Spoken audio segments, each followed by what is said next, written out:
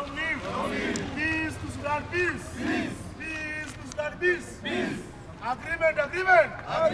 No more war. No more war. Peace in Sudan, peace. Viva East Africa, viva. Viva comrades, viva. Viva Manyara President, viva. Viva CS, viva.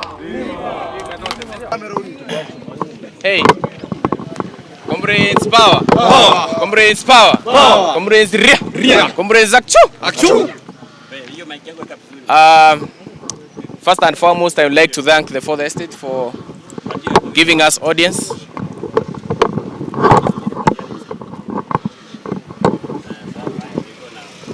I will begin first of all by thanking the Fourth Estate for giving us audience, for trying, of course, to amplify our voices, the voices of young people in this country, not just this country, but the East African community. Comrades power. Comrades power. Comrades ria. The reason as to why we have come here today, I think all of us, not just in Kenya, but the East African community and the broader picture, Africa, we know that there is a war that has continued in Sudan for a very long time. And we want to address those concerns as youth leaders from the region, especially the eastern side of Africa.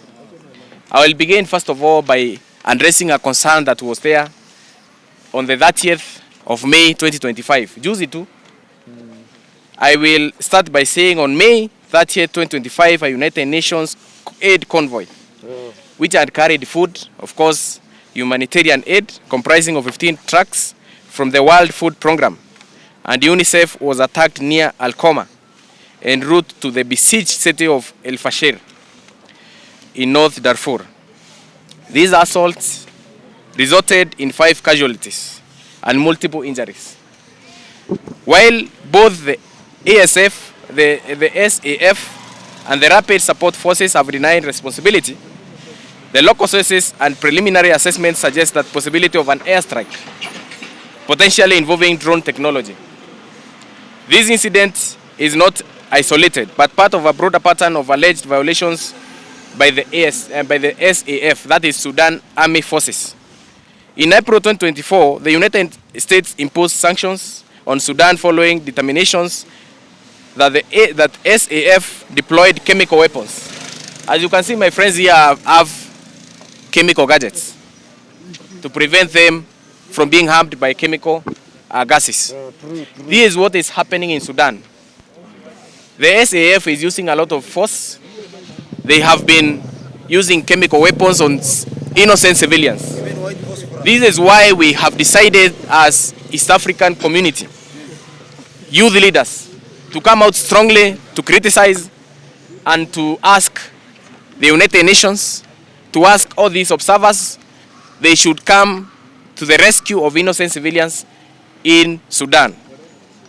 The attack on the United Nations convoy underscores the escalating humanitarian crisis in Sudan and the urgent need for accountability and adherence to international and humanitarian laws. I will begin by saying that this is a consortium of youth leaders in the East African community. We are going to do a procession to the Sudan embassy, to the Sudanese embassy, which along the way will be joined by our comrades. We'll be having a team of more than 500 people, 500 youth leaders. And after this event, I'm not impressed. So we are going to be joined by our comrades along the way.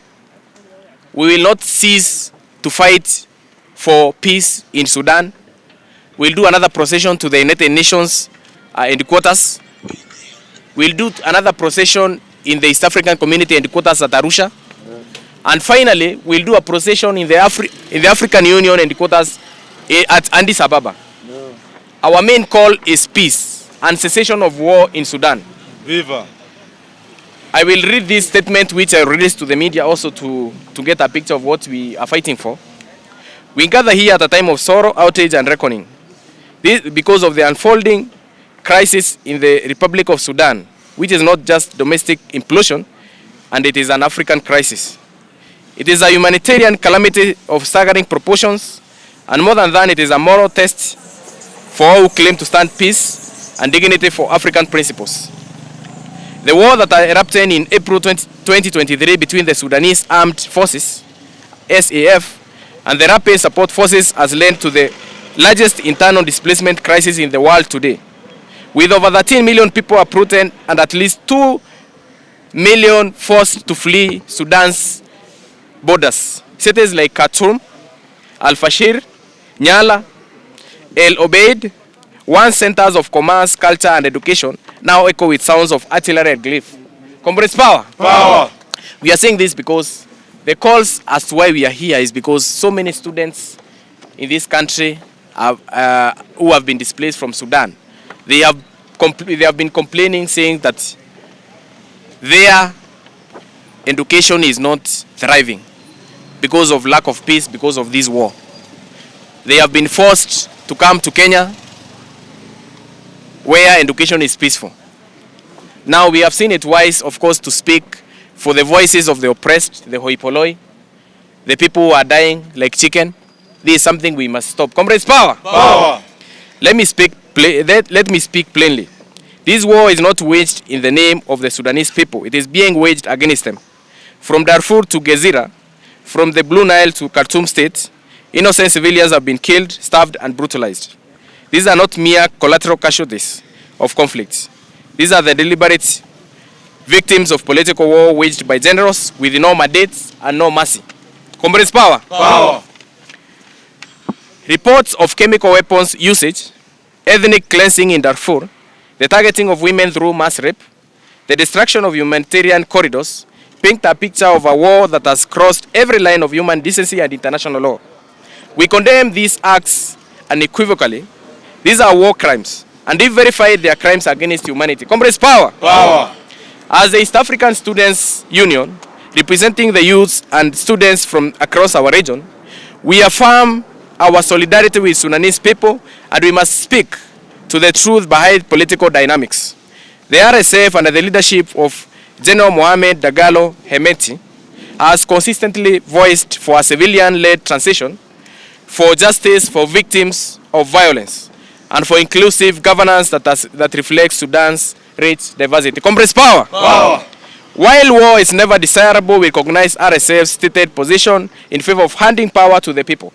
This is something actually is happening in Uganda and also our neighbor Tanzania, whereby the oppressed, the people, the common people, the hoi polloi, the have-nots, they want a democratic rule, whereby the people have a voice. They are voting directly.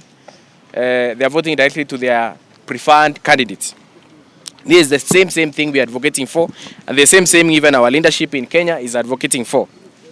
The SAF, on the other hand, has often cloaked itself in the language of statehood, while actively obstructing the transition of civilian rule. They have bombarded residential neighborhoods, shelled hospitals, and undermined humanitarian negotiations. In doing so, they have betrayed the revolution and sabotaged every future they claim to defend. Therefore, we call upon SAF to cease all hostilities immediately, tout de suite, re-engage in AU and IGAD-led peace talks, allow unrestricted humanitarian access, respect the will of the Sudanese people for democratic civilian governance. Comrades, power! Power! We also address the East African region and clarify the matter that has turned unfortunate misunderstanding. His Excellency William Samoei Ruto of Kenya, he met with RSF leadership. Comrades, power! Power! He was not endorsing one faction over the other. He was upholding Kenya's long-standing tradition of principled peace diplomacy. Comrades, power! Power! President Ruto's door remains open to all parties. His agenda is peace, not politics. We condemn this courage in stepping forward when others have remained passive. Sudan means mediators, not spectators. Comrades, power! Power! Comrades, power! Power! We must also address, finally, we must also address the critical gap, language, and access to information. The bulk coverage of Sudan crisis remains in Arabic, inaccessible to major East Africans. This has enabled misinformation and distorted narratives to thrive. We urge regional media, our local media especially, to bridge this gap by investing in translation, context, and grassroots reportage. As I finish, I would like to say, and to the youth of this moment, let us organize, educate, and stand in radical solidarity with our Sudanese peers, from Kampala to Kigali, from Nairobi to Juba.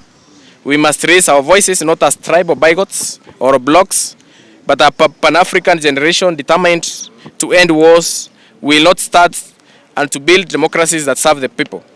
In conclusion, the East African Students' Union calls for an immediate and unconditional ceasefire, protection of all civilians, especially women and children, prosecution of all parties involved in war crimes and violation of international law, support of Sudanese-led civilian transition backed by inclusive regional diplomacy.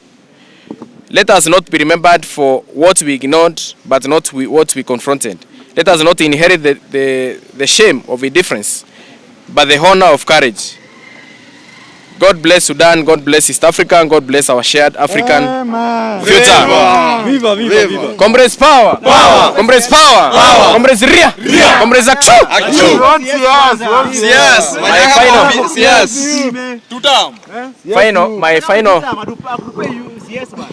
My final remarks are very simple. The problem we have here in Kenya today is the reason as to why we saw the other day the whole cover page of Standard and the issue to do with the RSF and SAF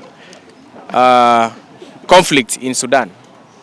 The only reason that is thriving in Kenya is lack of information. The fact that in Sudan they use Arabic, here we use English. Yes. So it is very difficult for Kenyans to understand what is happening there. As we speak, people are fighting. As we speak, women are being raped. As we speak, small children are being maimed and being killed. So sad. If you Google very well, you realize that children as less as 1 year old, they are being raped. Shame. By the military in Sudan. Now, if you ask me as a youth leader in Kenya and East Africa to be silent when young people are being raped, I'll tell you we shall not allow, we shall not keep quiet. Comrades, will we allow? No. We shall not allow. Any kind of inhumanity. Any kind of inhumanity here. Any kind of inhumanity here is inhumanity everywhere. Yes. Any injustice here is injustice everywhere. We want everyone to understand that our President William Ruto is intent in supporting the opposition in Sudan.